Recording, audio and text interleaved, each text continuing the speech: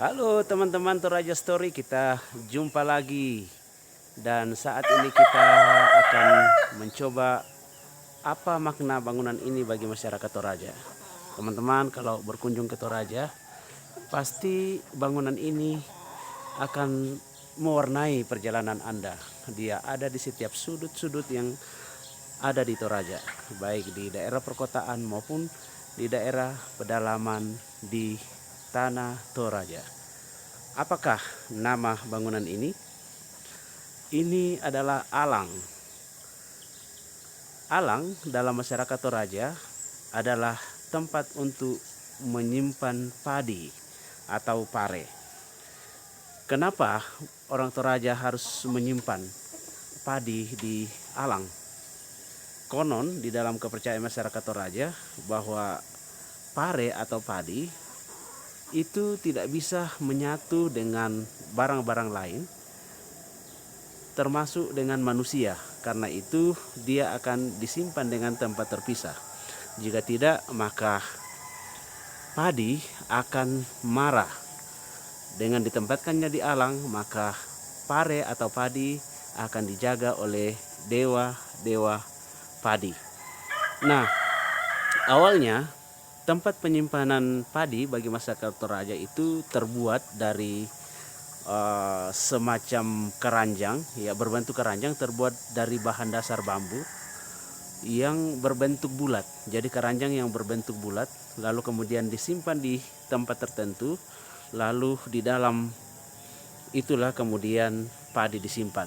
Nah, nama dari tempat penyimpanan padi itu di awalnya dalam masyarakat Toraja disebut Palipu. Palipu itu bulat ya atau bundar terbuat dari bahan bambu. Nah, dalam perkembangan selanjutnya Palipu itu kemudian dibuatkan tiang untuk menghindari ancaman-ancaman binatang seperti tikus. Dan biasanya tiangnya itu adalah terbuat juga dari bambu. Nah, seiring dengan waktu, bangunan yang terbuat dari bambu itu yang berbentuk bundar atau yang biasa disebut dalam masyarakat Toraja Palipu itu berbentuk segi empat. Ya, lalu kemudian tiangnya yang awalnya itu bambu, lalu kemudian dia menggunakan batang kayu ya yang disebut dengan banga atau kalau tidak salah bahasa Indonesia itu nibang. Nah, pada saat terbuat dari nibang tiangnya seperti ini, Palipu itu berubah nama menjadi lembah. Ya, jadi dari Palipu berubah menjadi lembah dan fungsinya pun bertambah. Jadi bukan hanya tempat untuk menyimpan padi, tetapi bagian bawaannya juga itu berfungsi untuk sebagai tempat untuk duduk atau melakukan aktivitas-aktivitas lain seperti rapat dan bekerja. Nah, seiring dengan waktu, lembah itu bagi masyarakat Toraja kemudian dibuat lagi menjadi lebih baik, lalu kemudian ditambahkan atap yang mencolok keluar.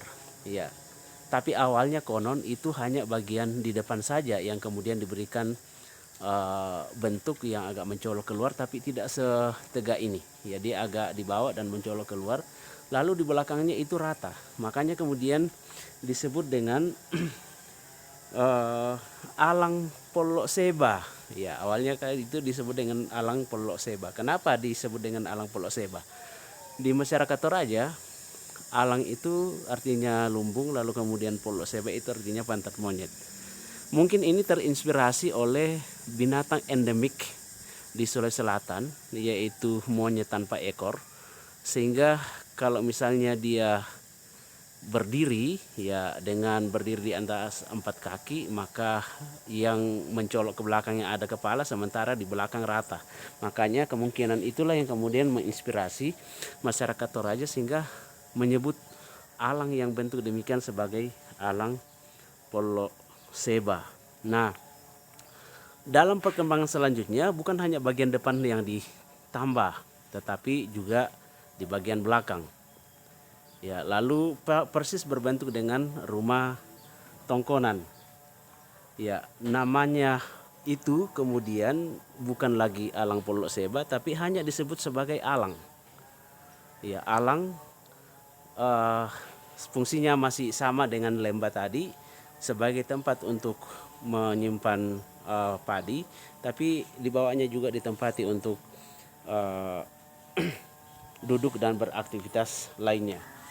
Dan bukan cuma itu, ya dalam masyarakat Toraja, ya dalam ritual-ritual tertentu, siapa yang duduk di atas alang ini di sini itu akan menentukan status sosial seseorang. Jadi dalam ritual-ritual seperti Rambu Solo untuk melihat siapa yang status tertinggi ya di dalam masyarakat itu, atau siapa yang memegang kuasa itu biasanya dilihat di mana dia duduk, yaitu di alang.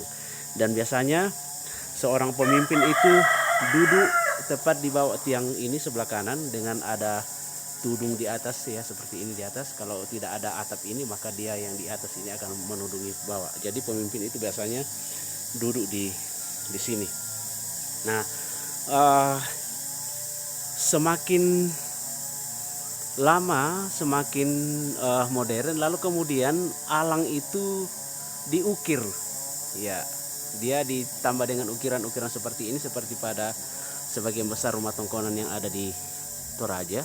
Lalu alang itu bukan lagi hanya sekedar nama alang, tetapi bertambah menjadi alang sura. Jadi alang sura itu artinya alang yang diukir dan bentuknya seperti ini. Jadi teman-teman, dalam perkembangannya bahwa alang atau tempat lumbung di Toraja atau lumbung di Toraja itu dari zaman ke zaman itu berubah bentuk.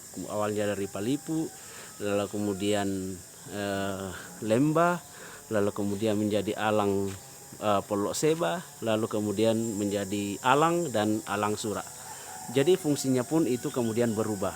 Awalnya yang ditempati hanya untuk menyimpan padi, lalu kemudian itu berubah menjadi tempat untuk beraktivitas,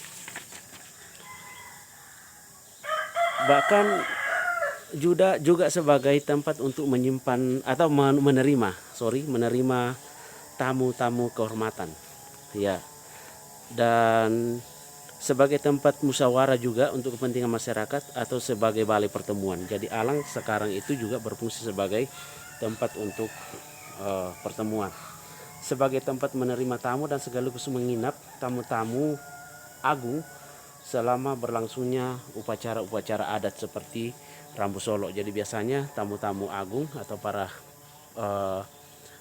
VIP lah zaman sekarang itu biasanya dijamu dan diterima di atas alang. Nah, selain itu alang ini sekarang juga mengalami peningkatan makna atau arti, bahwa mereka yang memiliki alang atau lumbung ini itu menunjukkan sebagai lambang keagungan dan nilai martabat keluarga, ya, di mana alang ini berada atau tongkonan itu ada. Nah, teman-teman, ini ada banyak ukiran yang ada di sini. Nanti kita akan, mungkin di kesempatan lain kita akan menjelaskan apa arti dari semua ukiran-ukiran ini. Ya, ada kerbau, ya ada itu di sana. Nanti namanya kita akan lihat di lain hari. Dan tidak semua alang teman-teman itu ukirannya seperti ini, ya.